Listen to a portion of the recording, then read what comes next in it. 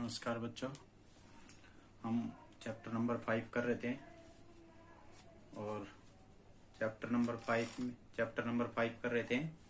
Chapter number 5 में हम non homogeneous पे काम कर चुके थे।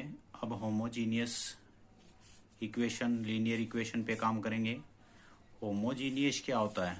होमोजीनियस में क्या होगा आपके पास, आप यहाँ से इस क्वेश्चन में देखते हैं, क्योंकि यहाँ पे हमारे पास क्या होते थे, नॉन जीरो एलिमेंट होते थे, लेकिन यहाँ पे क्या होंगे, जीरो एलिमेंट होंगे। यानी कि बी जो मैट्रिक्स हम बनाते थे वो क्या होगी, हमारे पास जीरो मैट्रिक्स होगी।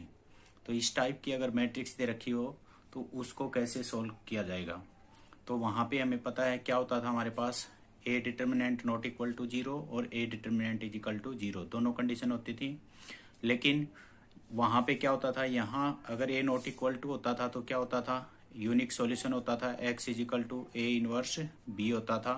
और यहाँ दो कंडीशन निकालते थे हम, adjoint of A into B is equal to zero और adjoint of A into B not equal to zero. अगर ये होती तो इनफाइनाइट सॉल्यूशन होते थे और ये होते थे नो सॉल्यूशन होता था।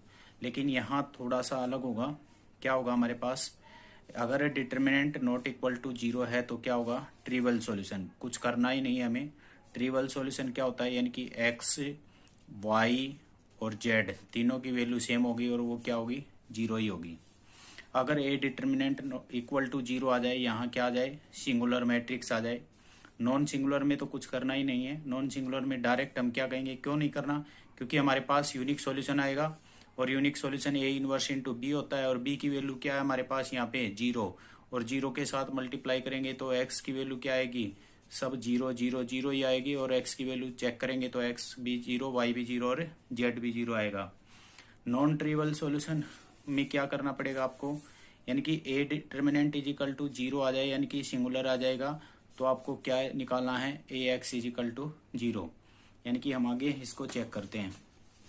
क्या दे रखा है, क्वेश्चन नंबर 7 का फर्स्ट पार्ट दे रखा है, ये इक्वेशन दे रखी है, ठीक है। यहाँ से हमने इसको ए मैट्रिक्स बनाया, एक्स और बी बनाया। सबसे पहला काम हमारा क्या था, ए डिटर्मिनेंट निकालना। ए डिटर्मिनेंट क्या है हमारे पास, नॉन जीरो। नॉन जीरो है तो हमें पता है क्या होना चाहिए, A X is equal to A inverse B होता है। लेकिन ये चाहे कुछ भी वैल्यू आओ, बी हमारे पास क्या है, तो एक्स का आंसर क्या आएगा, जीरो जीरो जीरो ही आएगा।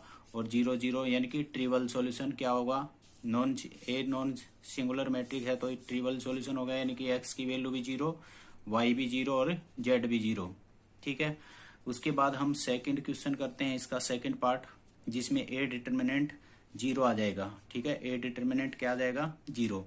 हमारे पास ये मैट्रिक्स दे रखी थी, इस मैट्रिक्स का हमने क्या किया, ए मैट्रिक्स बनाया, एक्स बनाया और बी मैट्रिक्स बनाया। हमने इसका डिटर्मिनेंट निकाला और डिटर्मिनेंट क्या आ गया, जीरो आ गया।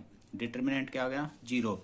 यानी कि हमें क्या मिला, एक सिंगुलर मैट्रिक्स। और सिंगुलर मैट्रिक्स मिलेगी तो नॉन ट्रिवल सॉल्यूशन होंगे।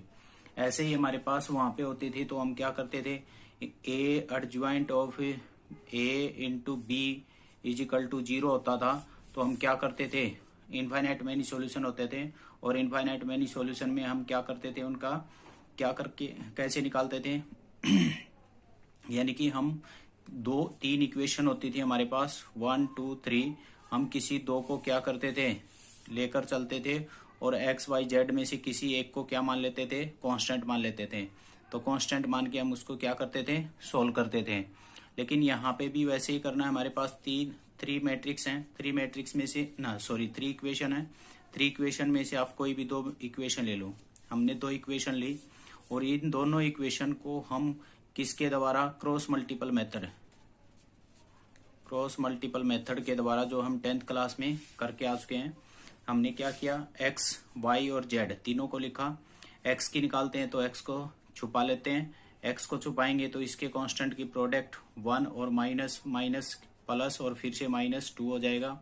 इसी तरह से वाई को करते हैं तो वाई को छुपाते हैं, लेकिन यहाँ पहले किसका होगा, इनकी प्रोडक्ट, तो क्या आएगी -1 और इनकी करेंगे तो -1। और जब जेड को करेंगे तो क्या करेंगे, जेड को छुपा लेंगे तो अब क्या हो जाएगा, -2 और -1। लेकिन यहाँ हम 10th क्लास में 1 लेते थे, क्यों लेते थे, क्योंकि वहां पे हमारे पास क्या होता था, 2 ही वेरिएबल होते थे और यहाँ कितने वेरिएबल हैं, 3। तो यहाँ से हमने इसको सोल्व किया, x is upon -1, y is equal to -2, z is equal to -3 किसी आर्बिट्रेरी कांस्टेंट के इक्वल मान लिया। यहाँ से हम तीनों में देखो नेगेटिव वैल्यू कॉमन है तो हम क्या कर सकते हैं, इसको कैंसिल आउट कर सकते हैं। अगर सेम है तो, सेम नहीं है तो हम छोड़ सकते हैं एज इट इज। तो यहाँ से देखें तो ये वैल्यू इस वैल्यू के बराबर है, तो x upon 1 is equal to k, तो x की वैल्यू क्या आ गई k। अब ये वैल्यू भी तो k के बराबर है, तो क्या हो जाएगा हमारे पास y upon 2 is equal to k, so y is equal to कितना मिलेगा 2k। इसी तरह से ये वैल्यू भी इसके इक्वल है, तो z upon 3 is equal to k, तो z की वैल्यू क्या आ जाएगी 3k। इस तरह से हमारे पास x की, y की और z की वैल्यू आ गई। और ये क्या है इनफाइनाइट मैनी सॉल्यूशन, क्योंकि वैल्यू x की चेंज होती रहेगी, हमारे पास क्या आता रहेगा आंसर बदल बदल के आता रहेगा। इस तरह से हम होमोजीनियस और नॉन होमोजीनियस में डिफरेंस पता किया। क्योंकि होमोजीनियस में क्या होता है, हमें क्या मिलेगा यहाँ पे 0 मिलेंगे, और नॉन होमोजीनियस में सारी वैल्यू 0 नहीं हो सकती, यहाँ पे at least 1 value is non zero.